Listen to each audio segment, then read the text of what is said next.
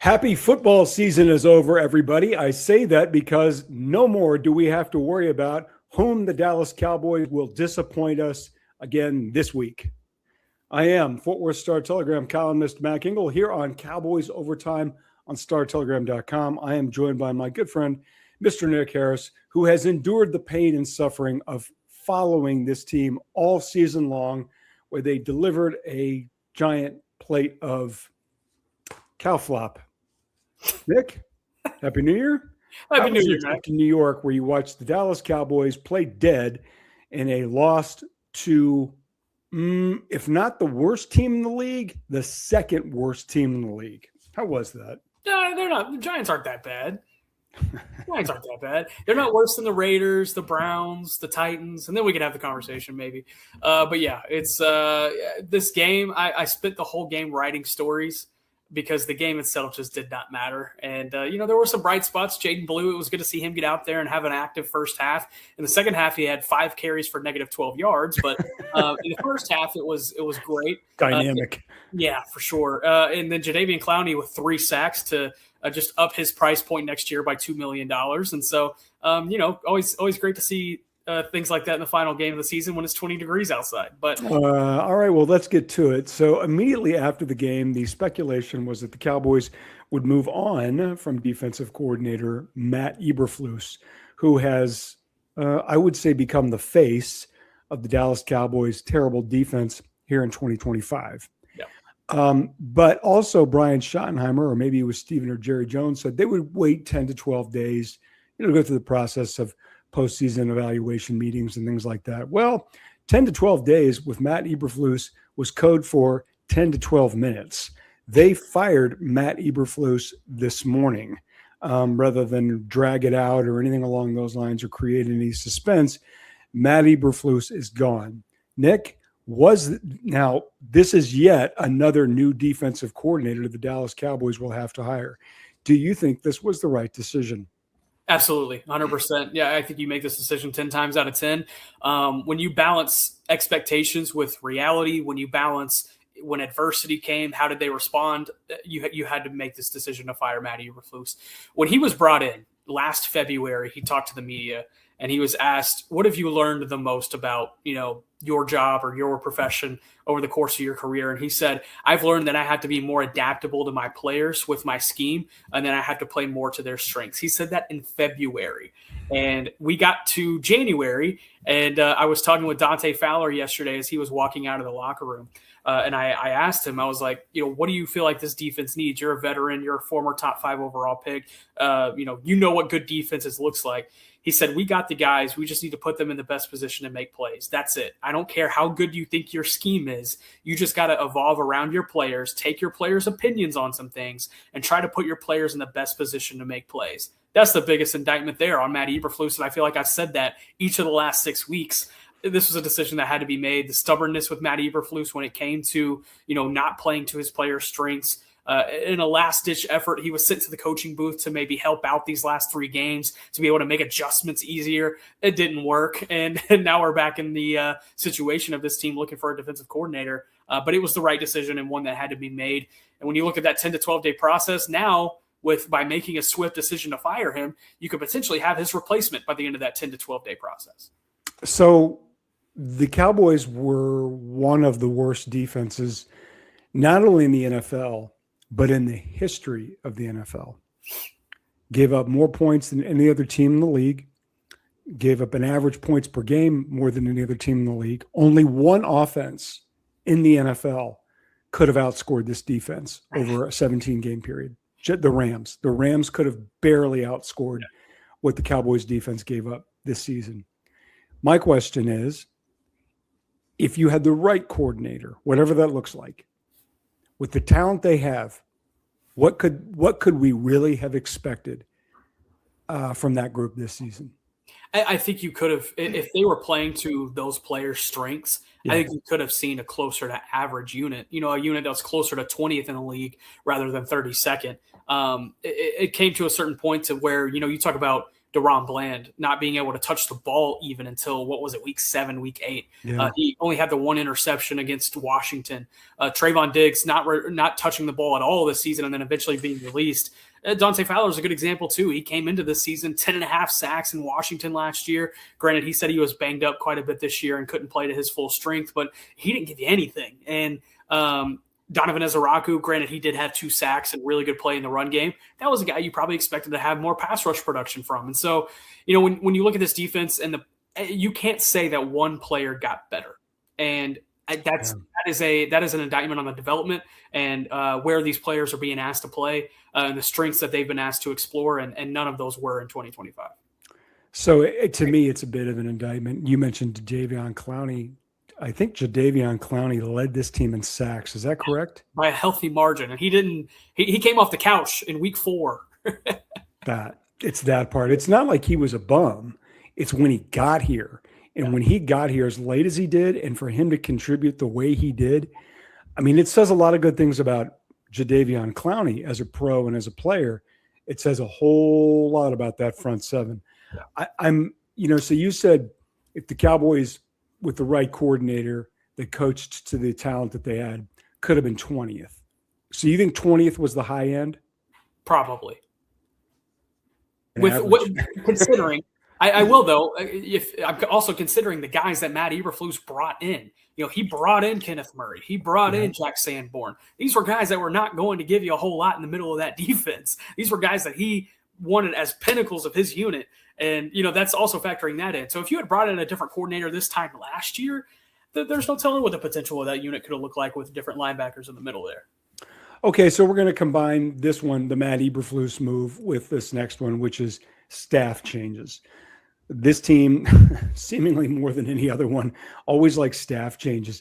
You've got Cincinnati up there saying, no, we're going to run it back. We're going to do everything the way we did this last year with the same crew. The Indianapolis Colts, an utter collapse. The owner comes out yesterday and she says, yeah, the same crew. We're gonna give this thing another shot. Okay. And the other Cowboys, 5 seconds after the season ends, says, defensive coordinator, get out of here. I do not care. Just leave. Yeah. So let's start with this. Who are, and you have written this in the Fort Worth Star-Telegram already, who are the likely top candidates to replace Matt Eberflus? Yeah, I mapped out 7 this morning on the Star-Telegram. I'll run through them pretty briefly. Brian Flores, I think, would be everyone's first choice. However, if he somehow does not get a head coaching opportunity, which he's the betting favorite to be the Raiders head coach right now, if he somehow does not get a head coaching opportunity, I don't see how the Minnesota Vikings let him walk out of the door. His contract is up. The Vikings will have exclusive negotiating rights for roughly a week. If I'd be surprised if he's a defensive coordinator in a place other than Minnesota next year. Moving forward, Jonathan Gannon, recently fired as the head coach of the Arizona Cardinals, had experience coaching alongside offensive coordinator Clayton Adams when the two were in Indianapolis, and he has experience in the NFC East. He was the defensive coordinator for the Philadelphia Eagles in 2021 and 2022, led top 10 defenses in both of those seasons. I think that is a guy who we should definitely be keeping an eye on. There's a lot of intrigue and interest inside of the building toward Jonathan Gannon. Another guy to watch, Jim Schwartz in Cleveland. I personally think he gets promoted to head coach in Cleveland, but there's going to be a process there. The Browns have already said they are going to do everything they can to retain him. I think that eventually leads to him being the head coach, but if he is somehow put on the open market, that is a guy you would have to at least bring in for an interview. Not only what he did this past season with Myles Garrett, who broke the NFL record for sacks in a season with 23, but you think about all those years where he was the defensive coordinator for the Philadelphia Eagles. He understands the division and was really productive in the division as well. Jeff Ulbrich, who was the defensive coordinator for the Atlanta Falcons this last season, really productive in his time as a defensive coordinator over the course of the past 20 seasons. He's been an assistant in the NFL. His prowess more so stems from his time with the New York Jets. And I want to bring that up briefly because if you look at that New York Jets staff under Robert Saleh before it got canned leading into this past season, this 2025 season, you had Jeff Ulbrich at defensive coordinator. You had you had Mike Rutenberg as their linebackers coach, who is now the defensive pass game coordinator for the Falcons. That's another guy that I think could be an interview candidate for the Cowboys. And then you also had Aaron Whitecotton as their defensive line coach, who is now the Cowboys defensive line coach. There's a lot of moving pieces that kind of fit together there to bring Jeff Ulbrich to Dallas. Quinnen Williams is now here. Jeff Ulbrich and Rutenberg, they also helped put together Quincy Williams' all-pro season back in 2022. That could certainly benefit if they were to bring Quincy Williams in as a free agent. He's due up for a new contract this offseason. And so there's a lot of pieces that I think make sense for Jeff Ulbrich. I mentioned Mike Rutenberg. That is another one. I'm trying to think of what the other two candidates I put on there. Wink Martindale, I think, is kind of a wild card outside of the box type guy. That's another guy that spent over 20 seasons in the NFL as an assistant. Recently went to the University of Michigan to be their defensive coordinator after the Sharon Moore disaster fiasco over the course of the last month.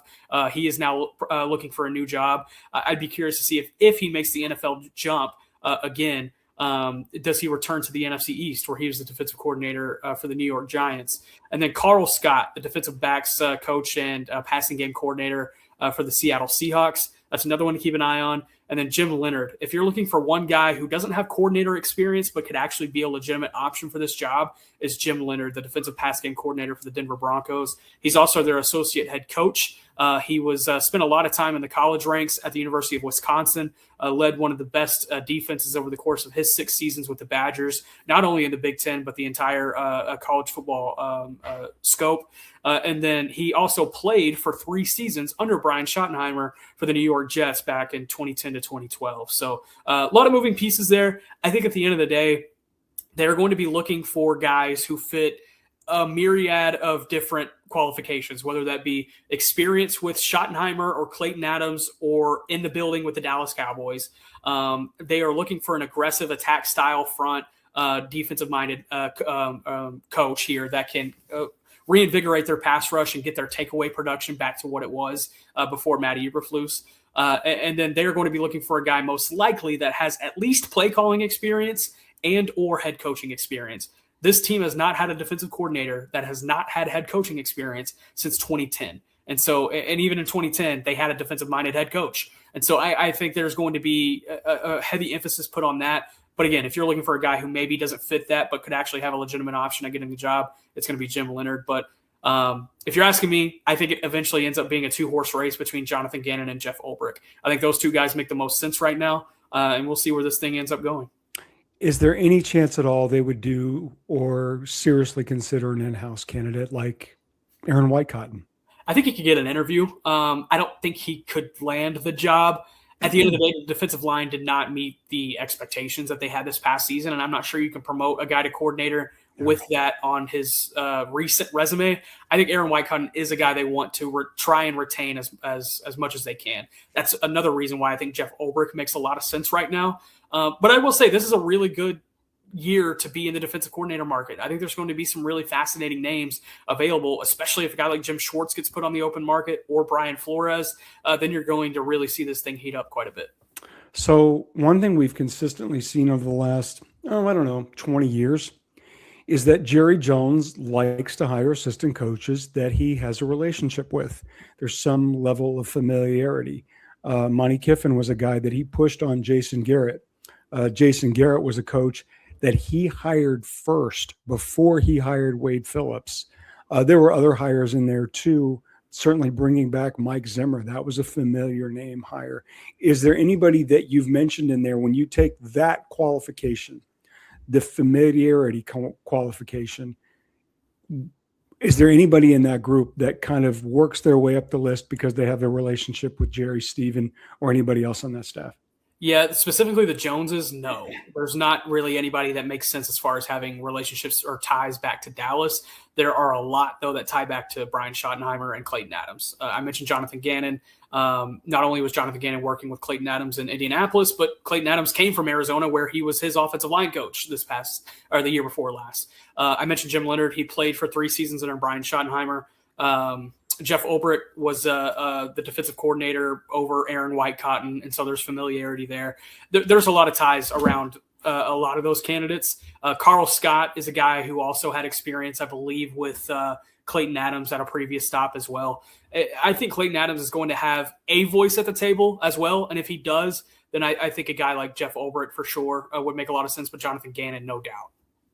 Do you think this hire will be done before the conference championship game? Yes. Do you think that there'll be any other staff changes? I know the special teams didn't do great this season, especially on coverage.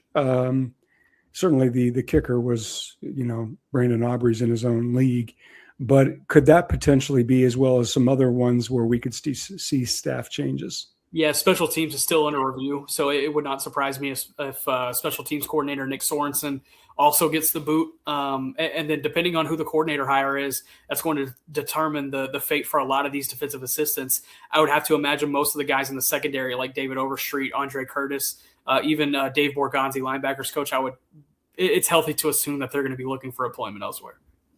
Okay, so let's move on. And speaking of a coach that was hired because he was somewhat familiar, and that's Brian Schottenheimer, who has concluded his first season as the head coach of the Dallas Cowboys with a losing record.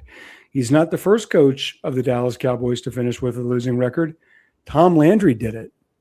In fact, Tom Landry didn't win a game in his first season as the Cowboys head coach. So maybe great things are in – pardon? Should have fired him then. I don't know. But if Jerry was in charge, he would have fired Tom a lot sooner than he did. If Landry went winless in his first season, so 7 wins for Brian Schottenheimer is amazing because Landry didn't win any games. In all seriousness, when you look at what Schottenheimer did with what he was given, now that we know everything about the season, how do you think he did? Did I make the physics test comparison or analogy with you last week by chance? Okay. Do you remember when you were studying for your electrical engineering PhD, Mac, at Kansas? We'll say Kansas, TC, wherever you want to pretend to be at. And you had that physics test that you had to pass, and you were like, oh my God, this is going to be bad. You were just trying to pass. And you get that test back, and Mac, you got an 84, and you're like, "Oh my God!" Like that may as well be that may as well be a 100. Yes. That is Brian Schottenheimer. He was handed the most difficult test that he could possibly be given, and I think he had a solid B out of it. And I think give him a B. A lot better. I think that B looks a lot better considering the circumstances that he was handed. I would almost trend toward B plus. I think think about all the cards he was dealt this year with the Micah Parsons fiasco and then getting traded a week before the season, the Marshawn Nealon tragedy, having to handle that, having the worst defense in the NFL, despite you calling one of the best offenses in the NFL, even some of the injuries that they battled early on, he got dealt a really crappy hand and he did pretty solid with it. And so I think, if anything, Jerry Jones made the right decision in Brian Schottenheimer. And I feel more confident in that today than I did a year ago. Well, it's funny. 2 of the potential candidates, and only really one of them, I'm not sure even one of them were really candidates, but 2 guys who were out there last year that I think a lot of us thought would be good potential options, both really struggled this season. Talking about Pete Carroll. Yeah. Pete Carroll wanted the job. Jerry said no. Pete goes to Vegas to coach the Raiders. He lasts a season where apparently all coaches only now last a season. He gets fired. Aaron Glenn, a former Cowboy, an Aggie through and through, did so well as a defensive coordinator with the Detroit Lions under Dan Campbell, gets his first shot, goes to the Jets.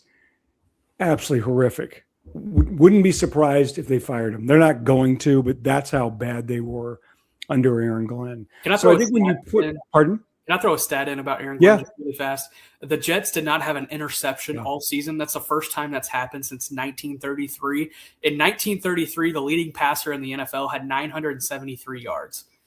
But I just wanted to The amazing thing about that stat is that Aaron Glenn was a defensive back. Yeah. And you think about he had more interceptions, obviously, in a season, in a week, right? Yeah. Probably in a game. I think he had multi-interception games in his career than his team did in a 7.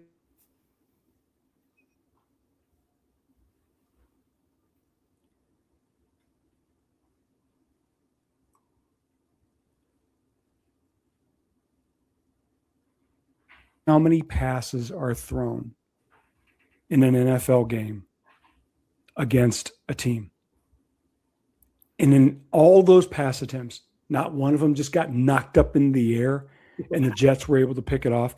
That is one of the most astounding statistical things I've ever seen. In a 17-game season, they couldn't get one interception. So obviously Aaron Glenn didn't do that well. I'm of the school about this, and this is why I want to bring up Schottenheimer, because you did make that point about the physics thing last week. And I think the part of it that concerns me is this. Early on in that Raiders game, where he suspended for a series George Pickens and CeeDee Lamb for going out too late, right? Whatever, missed the bus, something or like that. And then they missed, so he suspends them, they punt, blah, blah, blah. They go on and score, they do something good. And he's on the sideline with them celebrating. Like, you remember that? Do you remember that scene, Nick? And he's like, yeah. And the part of it that has concerned me is this. Is he trying to be their friend? Is he trying to be the nice guy? Or is he the line in the sand, which is, sorry, this ain't about you, and we're not doing this. I know he did with Trayvon Diggs. That's a different story. But when I saw some of the things that they were doing, I'm like, is he trying to be their friend? Is he trying to be their buddy? And you can answer that better than I could. Yeah, I had that concern with the Micah Parsons situation during training camp when he would show up and lollygag around and be a distraction. And then he showed up to the preseason game and he was laying on the training table. And Brian Schottenheimer just had no recourse or thoughts for that situation. I had that concern then. I don't have that concern now. Why not? Point to multiple different situations, not only holding CD and George Pickens accountable, even if it was for 3 plays, at least he did. We would not even be talking about it if he did not, because we wouldn't have known about it. It's true. And I think just to show, hey, I am willing to put you in the public sphere like that. If you disrespect the rules of this team, if you disrespect the culture I'm trying to build, I will do that. And Jaden Blue is a good example too, a guy that they brought in that they had high hopes for. They thought they got a steal for in the 5th round. He can't do the little things right. And so he was inactive for 13, 14 games over the course of the season as a result. The Trayvon Diggs situation, multiple talking points I could point to with that Brian Schottenheimer when it came to Trayvon Diggs. I think he does find a good balance between when to jump on his players and when to be friends with them or be buddy with them. I think he's found a good balance there. I think that's part of his 25 years of being a coach in the league, that you get that type of, experience and that hard-earned stuff that you can only be – you have to be there to know what that is. And I think he's done that. Okay, so let's move on. We've covered the first priority for any team in the offseason, which is staff changes, because you can do those immediately. In terms of personnel, that has some time. Obviously, the draft is months away, and we'll obviously get into that later. You're as good as anybody on that. But when it comes to personnel, what will be this team's first? What will be the Cowboys' first priorities when it comes to players? There's going to be 2 things. One is going to be the George Pickens conversation, the George Pickens extension, and that's probably going to be the biggest talking point we have over the course of the offseason, because it was last year and the year before that and the year before that. There's always a negotiation that Jerry Jones finds himself in, and you got to follow it. And you never know how it's going to go. It's a Russian roulette. You just spin the cartridge, and you never know what you're going to end up with. I think with this one, there's going to be some interesting nuances that are going to be unique to this situation. Is that he's eligible for the franchise tag, and he will most likely get placed on the franchise tag. Now, will that franchise tag remain in place over the course of the whole season? That's probably not the goal, but that franchise tag kind of is used as a placeholder until they can move forward to get an extension. However, I say this with fingers crossed, we should not be dealing with a situation at training camp like we have over the course of the last 3 seasons, because if they do place him under the franchise tag, they have until July 15th to get a long-term extension done. If that long-term extension is not done, then he has to play the year under the tag. Now, if they don't get an extension done, he can maybe not show up to camp by after July 15th. And then, that's an even messier situation than we found last year with Micah Parsons. But that's going to be the biggest thing we look for this offseason is how does this George Pickens situation get figured out? Is it smooth and swift, or is it messy and kind of rigid? That's going to be very fascinating.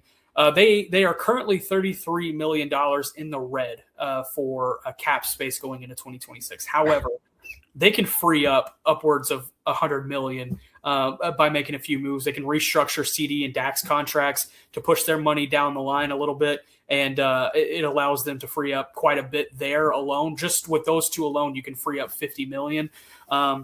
And then they have a good problem at defensive tackle. Yes, they have 3 really talented guys in Osa Digizua, Kenny Clark, and Quinnen Williams, but they are dedicating, as of today, $64 million to those 3 guys in 2026.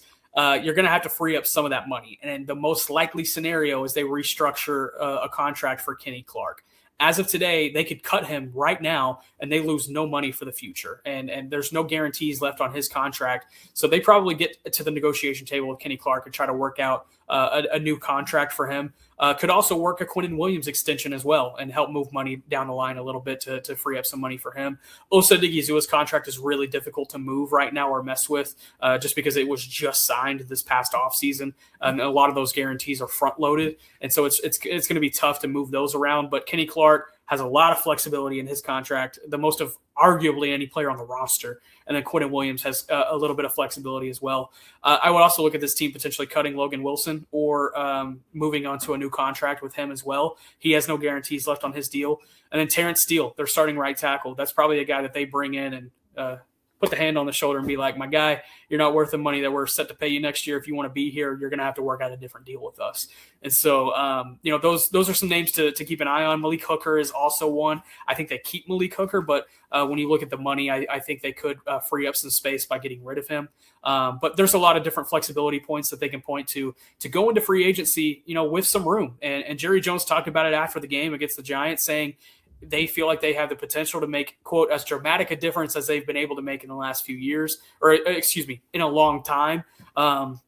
Is that just Jerry speak, or is he actually going to follow through with it? Who knows? Those 2 different conversations. But just for that statement to be out there leads me to believe that they see the path toward creating cap flexibility as well. So if they're active in free agency, which again doesn't begin for a couple months, if they're active in free agency, do you think, what are the 2 positions that they would really address? I'm not talking some middle tier guy that has defined what they've done in free agency over the last however many years.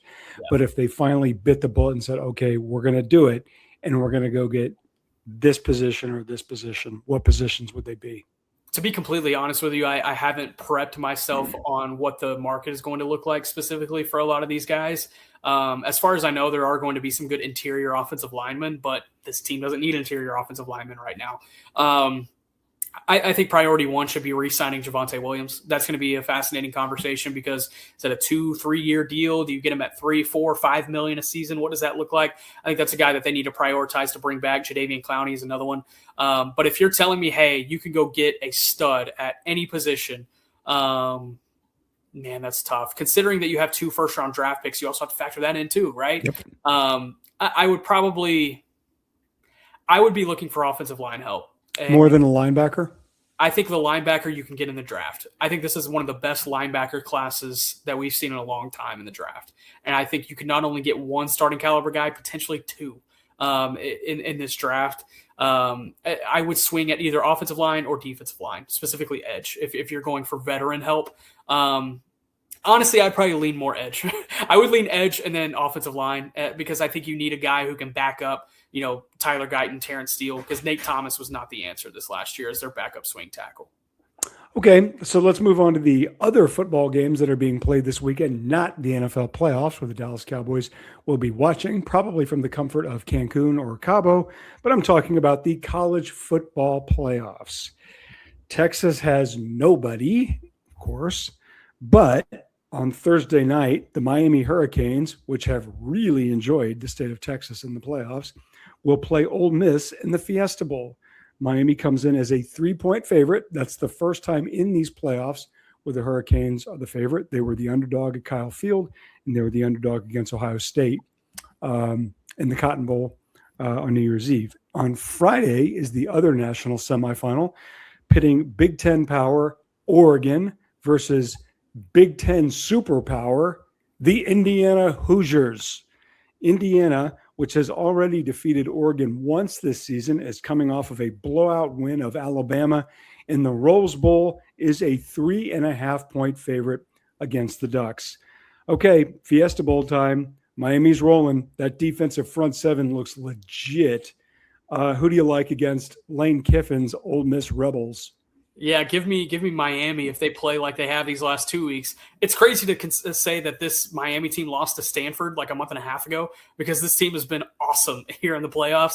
The trenches have been incredible, and They I lost think to Stanford? they lost to Stanford, and No, I they think didn't. They lost to SMU and Louisville. 3 losses. That's a 3-loss team. Did they lose to Stanford? Now you're making me question. I don't know. Let me look, because I've been writing about, because all these guys did. Now you really stumped me here. Maybe you're right. Stanford. Oh, they beat Stanford. Excuse me. Yeah, I was going to say. I was like, They lost to am I Louisville. wrong on this one? They lost to Louisville, Matt. Can you believe that? That was it. That was the game where Carson Beck threw 4 interceptions. Unreal. 4 interceptions, and they only lost by 3. And of course, they lost by 6 against SMU in Highland Park. But I'm a washed college football guy. I'm washed when it comes to college. But to your point, we were at the Cotton Bowl. That Miami defense, unreal, with Ruben Bain and Akeem Messidor and that safety whose name's escaping me right now, that defense is legit. Yeah. Ole Miss had played a great game, by far and away the most exciting game of the playoff, when it beat Georgia in a walk-off. Ole Miss is a great story. Who do you like? Give me Miami. Yeah, I agree with you. I don't love Carson Beck. In fact, the quarterback of Ole Miss is really, really impressing the hell out of me. He looks so good against Georgia, but I think that Miami front seven's too good for Ole Miss, and I think Miami's going to win that game. And by the way, the national title game will be played in Miami's home stadium. All right, so now let's go to the Peach Bowl. Indiana, a 3.5-point favorite, defeated Oregon in Eugene back on October 11th, 30-20. Can Indiana do it again and sweep the Ducks to go to the title game? Yeah, I think the national championship is actually being played on Friday night in Atlanta. I think this is the winner of this game wins it all, and I think it's going to be Indiana. They're so physical. They're so well coached. This is the team of destiny. Indiana's going to get it done, and it's crazy to say. I didn't want to believe it. It's not that I didn't want to believe it. I did want to believe it because obviously I have some ties to the state. I mean, I lived there half my life. And I'm really enjoying this I have a nephew at Indiana University right now. I have a whole bunch of friends of mine who went to Indiana University. A brother of mine who was an IU alum, Babe Laufenberg, was at the Rose Bowl with his brother. That was really neat to see him there. The part that blows me away, and I can't believe it. It's how they kicked the living bejesus out of Alabama and the way they beat Ohio State. I mean, that team up front is so physical, and they're without one of their best defensive linemen right now, who suffered a freak injury walking around and high-fiving fans after the Big Ten championship game win. I don't know if you saw that or not, but I'm trying not to get my heart too involved in this, but I think Indiana's better than Oregon, and I think they're going to beat the Ducks. I don't know about Miami. That's a legit road game, but I know this: all of Atlanta, the Mercedes-Benz Stadium, there won't be but 5 Ducks fans there. That game is going to be Bloomington South. So I think Indiana's going to win that game. And I don't know. We'll see.